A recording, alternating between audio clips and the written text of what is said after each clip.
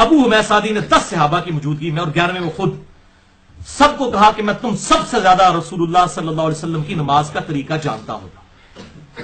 تو انہوں نے کہا کہ اچھا کسی نے نہیں کہا کہ بھئی جناب سانو دسن دو. انہوں نے کہا ہاں جی ابو حمید سعدی جو آپ دعویٰ کر رہے ہیں آپ تو رسول اللہ کی صحبت میں اتنا عرصہ رہے بھی نہیں ہیں, آپ تو بالکل اینڈ پہ مسلمان ہونے والے ہیں. شکر ہے وہ اینڈ پہ مسلمان ہوئے تھے, یہ کہتے ہیں نا بعد میں منسوخ ہو گیا تھا, وہ بھی پٹھا گول ہو گیا. ابو حمید سعدی کو باقی صحابہ نے کہا آپ تو بالکل تھوڑا عرصہ ہی حضور کے ساتھ رہے ہیں, آپ نے تو صحابیت بڑی تھوڑے عرصے کے لیے اختیار کی ہے, آپ تو بالکل اینڈ پہ مسلمان ہوئے ہیں, تو آپ کہہ رہے ہیں کہ میں تم سب سے زیادہ رسول اللہ کی نماز سے واقف ہوں. پھر انہوں نے یہ نہیں کہا کہ بیٹھا, انہوں نے کہا ٹھیک ہے ابو حمید آپ حدیث بیان کیجئے. سنن ابی داؤد کی طریق میں بیان کر رہا ہوں, ترمذی میں بھی ہے لیکن ابو داؤد والی 730 نمبر, مشکات میں بھی موجود ہے لیکن وہ ابو داؤد والا طریق نہیں ہے, وہ ہے طریق ہے ترمذی والا, ابن ماجہ اور ترمذی کا. میں ابو داؤد 730 نمبر جس سے شیخ البانی, شیخ زبیر لیزی سب محدثین اس کو صحیح کہتے ہیں. امام ترمذی نے خود کہا ہے اس حدیث کو حسن صحیح, خالی حسن نہیں حسن صحیح. اچھا تو ابو حمید سعدی کہتے ہیں کہ جی نبی صلی اللہ علیہ وسلم, اچھا ان صحابہ نے کہا آپ نماز کا طریقہ بیان کیا, ان کا سنو پھر. نبی صلی اللہ علیہ وسلم جب نماز شروع کرتے تو اپنے دونوں ہاتھ کندھوں تک اٹھاتے, کندھوں سے مراد ہتھیلیاں کندھوں کے برابر, انگلیاں کانوں کی سیدھ میں. یہ کانوں تک بھی اس کو کہتے ہیں, کندھوں تک بھی اس کو کہتے ہیں. میں نے رفع الیدین والا لیکچر دیا مسئلہ 70B میں بتایا. تو آپ صلی اللہ علیہ وسلم جب نماز کا ارادہ کرتے, اچھا اب جب کوئی بندہ نماز کا ارادہ کرنے آئے گا تو وہ کیا ہاتھ باندھے ہوئے کھڑا ہوگا؟ وہ تو نارمل حالت میں کھڑا ہوگا نا, ارسال الیدین کر کے. تو جب نماز کا ارادہ کرتے تو اپنے دونوں ہاتھ کندھوں تک اٹھاتے, اس کے بعد ہر ہڈی اپنی جگہ پر آ جاتی واپس. ہر ہڈی اپنی جگہ پہ کہاں پہ واپس آئے گی؟ جہاں سے سٹارٹ لیا تھا اس نے, یعنی ہاتھ چھوڑ دیے, ادھر سے ہی کھڑے کیے ادھر ہی چھوڑ دیے, ہر ہڈی اپنی جگہ پر واپس آ جاتی. تو آپ صلی اللہ علیہ وسلم سورۃ الفاتحہ پڑھتے, باقی چیزیں ساتھ پڑھتے.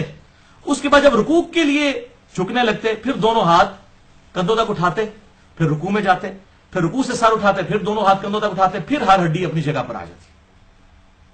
اس کے بعد پھر وہ کہتے ہیں رکوع میں جو ہے وہ اپنے دونوں ہاتھ گھٹنوں پر رکھتے, سجدہ کرتے ہوئے اپنے دونوں ہاتھ کانوں کی سیدھ میں رکھتے اور سر کو اس کے درمیان رکھتے. تشہد میں بیٹھتے ہوئے اپنا دایاں ہاتھ دائیں جو ہے وہ زانوں پر بائیں زانے پر رکھتے اور پھر یہ انگلی کا اشارہ کرتے. یعنی وہ پورا نماز کا طریقہ ان کے ہاتھوں کی پوزیشن کے اوپر گھومتا ہے کہ سیدھے کھڑے ہوتے پھر نماز شروع کرتے, پھر ہر ہڈی اپنی جگہ پہ واپس آ جاتی. اچھا اس طریقے سے وہ بیان کرتے ہیں. جب اینڈ پہ وہ کرتے ہیں, اینڈ پہ تورک بھی وہ بتاتے ہیں, اور تورک جب آخری رکعت ہوگی چاہے 2 والی ہو یا 4 والی ہو, تورک ہوگا آخری رکعت میں, تورک ہوگا. تو انہوں نے 4 رکعتوں والا بتایا کہ تورک کرتے تو پھر اینڈ پہ سلام پھیرتے. تو 10 صحابہ نے کہا کہ اللہ کی قسم نبی صلی اللہ علیہ وسلم اسی طرح نماز پڑھا کرتے تھے. 30 سال کے بعد, یعنی رفع الیدین منسوخ نہیں ہوا. اچھا 10 کے 10 صحابہ نے, کسی نے نہیں کہا کہ حضرت اسی مین رکن ہی چھوڑتا ہے کہ جب نبی صلی اللہ علیہ وسلم نماز شروع کرتے تو دائیں ہاتھ بائیں پہ رکھتے.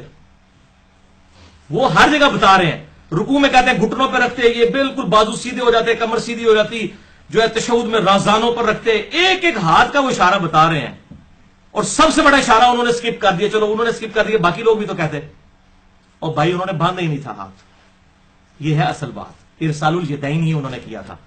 کیونکہ اس میں کیا الفاظ ہیں, جب نبی صلی اللہ علیہ وسلم نماز چھوڑنے کا ارادہ کرتے تو آپ صلی اللہ علیہ وسلم اپنے دونوں ہاتھوں کو کندھوں تک بلند کرتے, پھر ہر ہڈی اپنی جگہ پر آ جاتی. اپنی جگہ پر کہاں آتی؟ جہاں سے سٹارٹ لیا ہے. تو نماز ہم یہاں سے سٹارٹ لیتے ہیں یا ارسال الیدین سے سٹارٹ لیتے ہیں؟ ارسال الیدین سے. لہذا یہ مرفوع حدیث ہو گئی 11 صحابہ سے کہ آپ صلی اللہ علیہ وسلم ہاتھ چھوڑ کے نماز پڑھتے تھے. چیلنج کریں اس حدیث کو, سنن ابی داؤد کی 730 نمبر. عبداللہ ابن زبیر کے اوپر فتوے لگانے والے ابو حمید سعدی کی حدیث جو لیے پھرتے تھے نا رفع الیدین کے اوپر, سب سے سٹرانگ حدیث وہ یہ ہے. پھر بخاری اور مسلم کی متفق علیہ حدیث